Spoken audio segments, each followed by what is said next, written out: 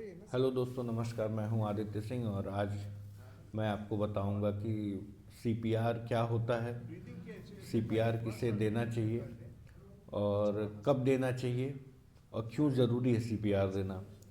तो दोस्तों, सीपीआर देने से जानने से पहले, सीपीआर को जानने से पहले हमें यह जानना है कि सीपीआर कब देते हैं और किस व्यक्ति को सीपीआर की ज़रूरत होती है। तो दोस्तों, सीपीआर तब हम लोग सीपीआर देते हैं जब किसी को सडन कार्डियक अरेस्ट हो जाए, जैसे कि अचानक किसी का हृदयाघात हो जाए और वो व्यक्ति अचानक चलते चलते गिर जाए या कोई काम करते करते अचानक बेहोश होकर गिर जाए, तो उस व्यक्ति को हमें तत्काल सीपीआर देनी चाहिए। दोस्तों, अभी हम लोगों का प्रशिक्षण यहाँ लखनऊ में, महानिदेशालय लखनऊ में चल रहा है, जो कि हम लोग का प्रमोशन स्वास्थ्य पर्यवेक्षक के रूप में, स्वास्थ्य हेल्थ इंस्पेक्टर के रूप में हो रहा है। तो ये सब जानकारी हम लोगों को एक विषय विशेषज्ञ डॉक्टर द्वारा दी जा रही है। डॉक्टर सचाल सर द्वारा हम लोग को सीपीआर के बारे में बताया जा रहा है। तो मैंने सोचा क्यों ना सीपीआर के बारे में आप सबको भी बताऊं, क्योंकि सीपीआर एक बहुत ज़रूरी चीज़ है जो सबको आनी चाहिए। क्योंकि अपने भारत में 70 लाख लोगों की मौत अ, अपने भारत में 70 लाख लोगों की मौत सडन कार्डियक अरेस्ट की वजह से होता है। और इन मौतों में अगर आप एक बात गौर करें तो 70% मौत घर पे, यानी कि 70% कार्डियक अरेस्ट लोगों को घर पे होता है। 30% कार्डियक अरेस्ट उनके वर्किंग स्टेशन या फिर ऑफिसेस या फिर मार्केट प्लेस में होती है। 10%, केवल 10% लोग कार्डियक अरेस्ट से हॉस्पिटल्स में मरते हैं। क्योंकि हॉस्पिटल्स में जब आदमी को कार्डियक अरेस्ट आता है तो वहाँ प्रशिक्षित डॉक्टर्स होते हैं, मेडिकल टीम होती है, जो कार्डियक अरेस्ट में जो भी ज़रूरी ट्रीटमेंट होती हैं वो उनको उपलब्ध होकर उनकी जान बचाई जा सकती है। लेकिन जिन लोगों को घर पे अथवा मार्केट में अथवा अपने कार्यस्थल पे कार्डियक अरेस्ट होता है तो उनकी जान हम लोग के जानकारी के अभाव की वजह से भी नहीं बचती है। तो दोस्तों, सीपीआर इसीलिए आप सबको आना चाहिए, हम सबको आना चाहिए, ताकि अगर ऐसा व्यक्ति जो पहले से स्वस्थ हो और अचानक चलते चलते कोई काम करते समय अचानक गिर जाए तो हम लोग को पहले ध्यान देना चाहिए, कुछ बातों को नोट करना चाहिए। जैसे अगर आदमी चलते चलते या जिम में वर्कआउट करते करते, आप लोग कितनी हम लोग के बीच में घटनाएं आती हैं, इस समय तो बहुत ज़्यादा खैर हो रही हैं, कि आदमी जिम गया, जिम में एक्सरसाइज करते करते अचानक गिरा और एक्सपायर हो गया। तो दोस्तों, इसकी वजह, इसमें हम लोग को कुछ ध्यान देने वाली ये बातें हैं कि आप जैसे, आपको अगर आपके सामने कोई व्यक्ति दिखा कि पहले से फिट है, खेल रहा है, कूद रहा है, अपना काम कर रहा है और अचानक गिरा, बेहोश हुआ और लगा कि जैसे इसके प्राण ही नहीं है, तो उस व्यक्ति को पहले हम चेक करेंगे। उसको चेक करने के लिए हम लोग उसके क्या कहते हैं, एक फार्मूला होता है, उसको देखेंगे हम लोग कि जैसे वो आप अचानक वो व्यक्ति गिरा तो पहले हम देखेंगे कि ये कॉन्शियस है कि नहीं है।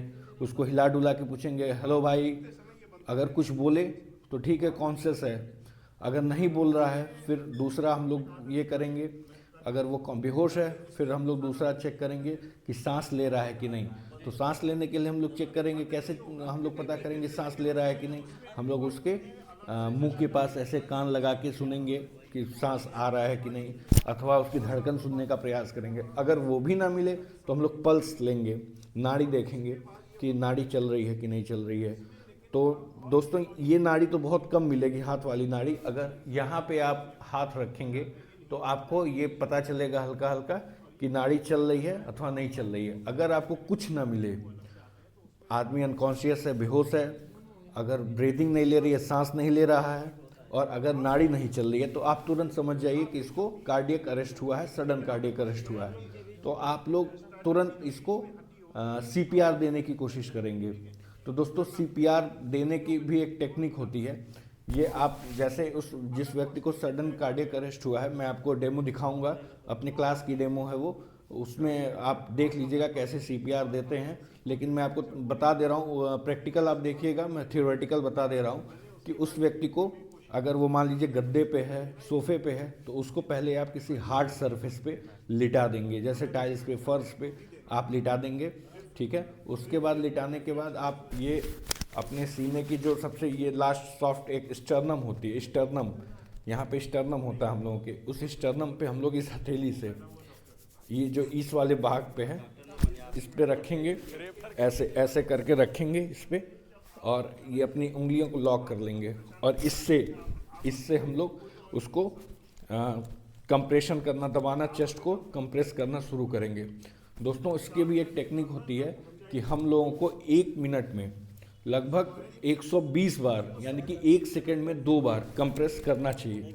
जैसे हम लोग किए 1 2 3 4 5 6 7 ऐसे करके 30 बार हम लोग 1 सेकंड, मतलब 1 सेकंड में 2 बार 15 सेकंड में हम लोग को 30 बार कंप्रेस करके, और फिर माउथ से उसके मुंह में सांस से, मतलब उसके मुंह में सांस देना पड़ेगा। जैसे सांस देना 2 बार उसको सांस देंगे, और फिर सांस देने के बाद फिर हम लोग ऐसे दबाना शुरू करेंगे, और तब तक दबाएंगे, तब तक ये प्रोसेस चलता रहेगा जब तक या तो उसको उसकी सांस वापस ना आ जाए, और या जब तक वो एम्बुलेंस से हॉस्पिटल ना पहुंच जाए।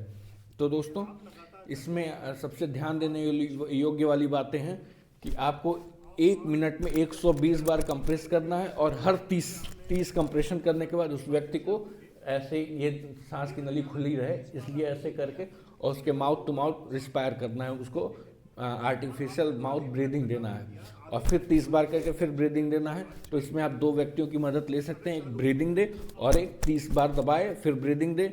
ऐसे करके लगातार 1 मिनट में 120 बार ये कंप्रेस करना बहुत ही थकाऊ काम होता है।